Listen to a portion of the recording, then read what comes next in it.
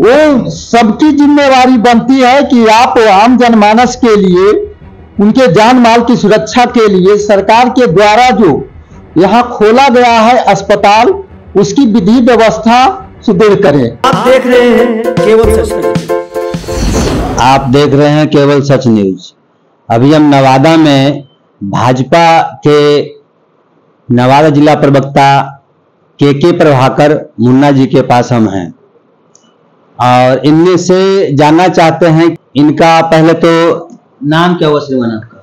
जी, हमारा नाम कुंदन कुमार प्रभाकर, के प्रभाकर लोग बोलते हैं और मैं भारतीय जनता पार्टी नवादा जिला का जिला प्रवक्ता हूं। मैं अपनी तरफ से सभी श्रोताओं को और आपके चैनल को मेरा प्रणाम।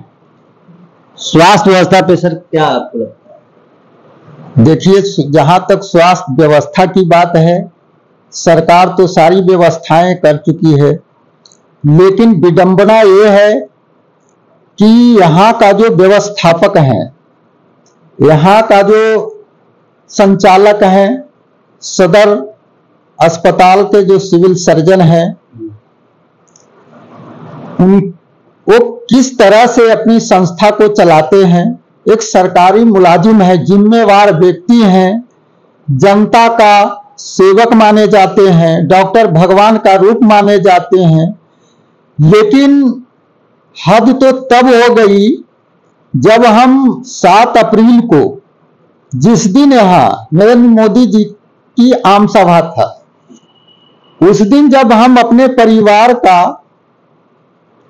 स्वास्थ्य बिगड़ गया और जब हम अस्पताल लेकर गए, करीब 8 बजे शाम को उन्हें ब्लड चढ़ना था, तो ब्लड खुद उपलब्ध कराया मैंने।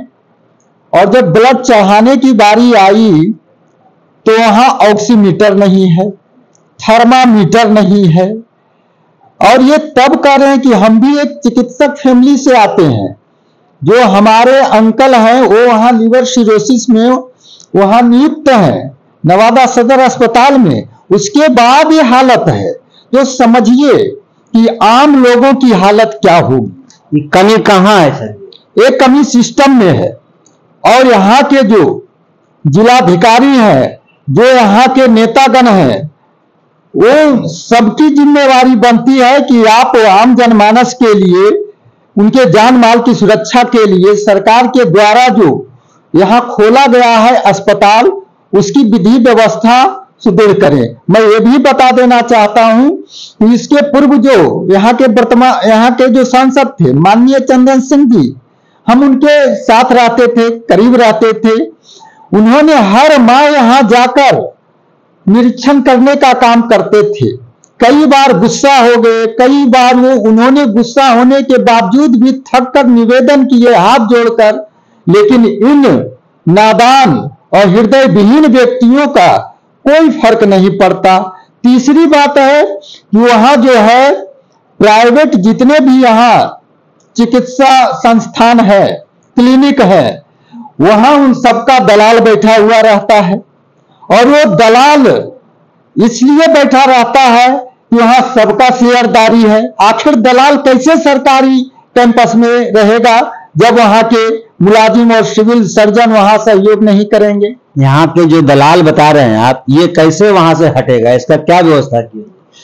मैं इस पर आऊंगा। मैं 30 सेकंड का मोहलत लूंगा कि हाल फिलहाल में परसों की घटना है कि धर्मशिला एक प्राइवेट संस्थान है, चिकित्सा संस्थान है।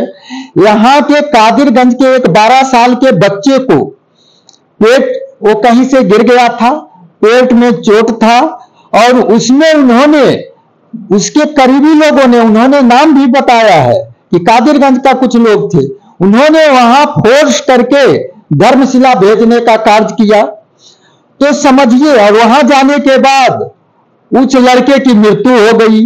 और ये धर्मशिला का ये एक नहीं, ये कम से कम 2 दर्जन केस ऐसा वहां पर आया है। बराबर आप लोग मीडिया से हैं, आप पिछले साल भर का वीडियो निकालिए, देखिए क्या हमारी बात सत्य है या असत्य है। कहीं ना कहीं जोड़ी तो हमारे में भी है ना, क्योंकि हम दूसरा कोई अगर फोर्स करता है कि आप वहां चलिए, हम चले जाते हैं, अपना स्थिति हम देख के भी तो हमें जाना चाहिए। देखिए, होता यह है कि जो अशिक्षित लोग हैं गरीब लोग हैं, अभावग्रस्त लोग हैं, वह जब अपने परिवार के लिए जब असहाय दिखते हैं सदर अस्पताल में, तो कोई भी उन्हें डाइवर्ट कर देता है और वो समझते हैं, उनकी चिकनी चुपड़ी बातों से समझते हैं और ये कहते हैं कि हम कम पैसे में वहां इलाज करा देंगे, जबकि उन्हें जमीन बेचना पड़ता है, जेवर बेचना पड़ता है, लोगों से कर्ज लेना पड़ता है, फिर भी उनके मरीज को बच पाना संभव नहीं है।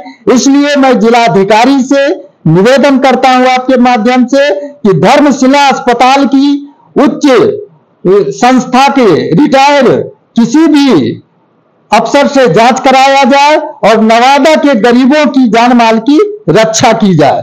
जहां तक सुधार की बात है, अगर यहां के वर्तमान एमपी और वर्तमान जो भी सदर का विधायक हैं, जो भी यहाँ के एमएलसी हैं और जिलाधिकारी हैं, ये 4 लोग अगर चाह लें तो पत्ता भी हिलाने की किसी की शक्ति नहीं रहेगी।